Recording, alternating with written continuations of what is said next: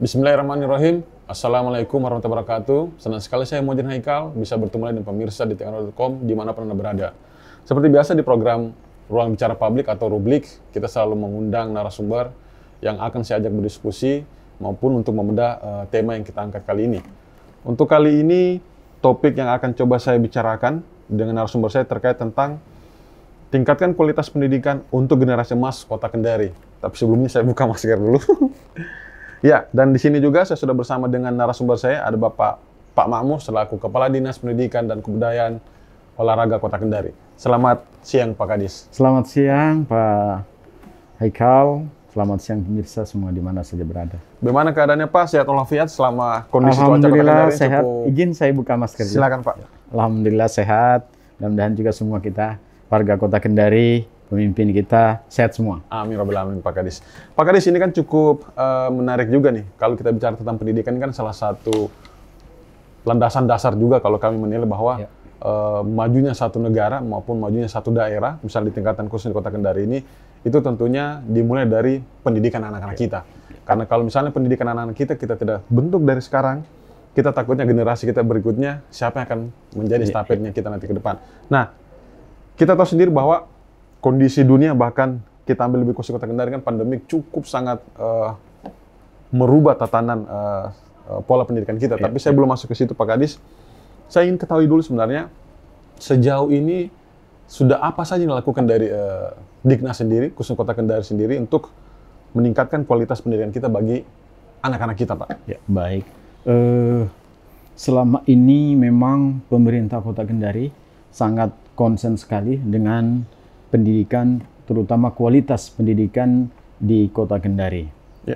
Ini memang dibuktikan dengan berbagai pembangunan infrastruktur pendidikan maupun infrastruktur yang lain, seperti kegiatan-kegiatan peningkatan kompetensi kapasitas guru itu dilakukan oleh pemerintah Kota Kendari. Demikian juga dengan siswa. Pemerintah dalam hal ini melalui Dinas Pendidikan Kepemudaan dan Olahraga Kota Kendari itu tidak melihat sebegitu saja, tetapi melakukan berbagai upaya-upaya dan terobosan. Seperti pemerintah Kota Kendari juga selalu menganggarkan beasiswa kepada peserta didik kita yang miskin tapi berprestasi. Itu disediakan oleh pemerintah Kota Kendari. Alhamdulillah sudah masuki 4 tahun pelaksanaannya, pemerintah Kota Kendari memang betul-betul konsen dengan itu. Dan ini ada tujuannya dalam rangka untuk meningkatkan kualitas. Kualitas.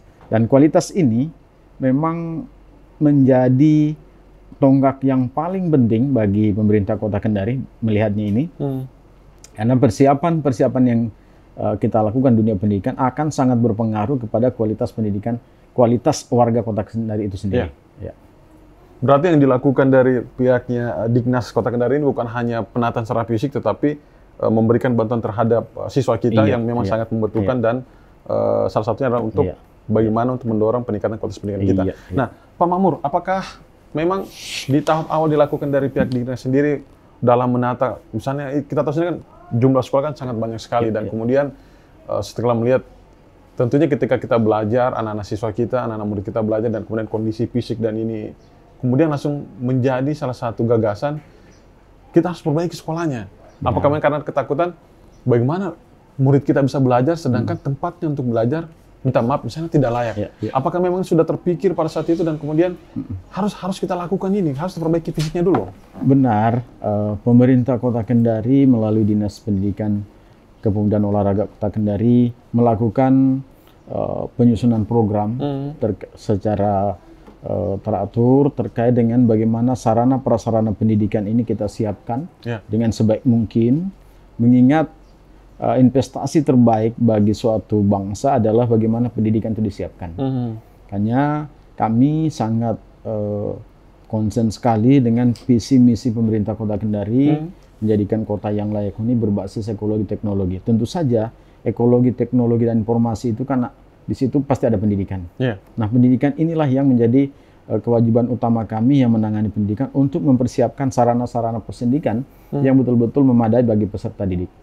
Dan alhamdulillah pemerintah Kota Kendari juga menyahuti ini. Ya. Ya, sehingga program-program kami, baik program pendidikan dasar, program pendidikan peningkatan guru tenaga pendidikan itu disahuti semua, sehingga bisa berjalan dengan bagus. Perbaikan fisik ini Pak Kadis, apakah memang dilakukan hanya di tingkatan SMP saja atau mungkin memang dilakukan hampir dari semua tingkatan misalnya? Untuk ini dilakukan perbaikan rehabilitasi sarana prasarana pendidikan pada semua jenjang, baik TK, SD, SMP. Itu dilakukan seperti itu. Dan selain kita juga mendapat dana DAK, pemerintah Kota Kendari juga menganggarkan melalui dana APBD. Apakah ini salah satu teknik Pak Kadis? Maksudnya dulu kan kita kalau menyolokkan anak, ini ada sekolah yang layak misalnya, favorit misalnya, mungkin yang dilakukan seperti ini bahwa semua sarana fasilitas di Kota Kendari adalah ini sudah layak semuanya. Iya, Karena dulu kan selalu tercermin seperti ini Pak Kadis. Bahkan saya dulu juga ketika mendaftarkan di sekolah kemenangan, sekolah favorit, ini sekolah-sekolah yang lain, apakah ini salah satu cara juga untuk... Ini 4 tahun terakhir ini sudah tidak ada lagi sekolah favorit. Seperti semua itu. Sekolah di Kota Kendari itu favorit.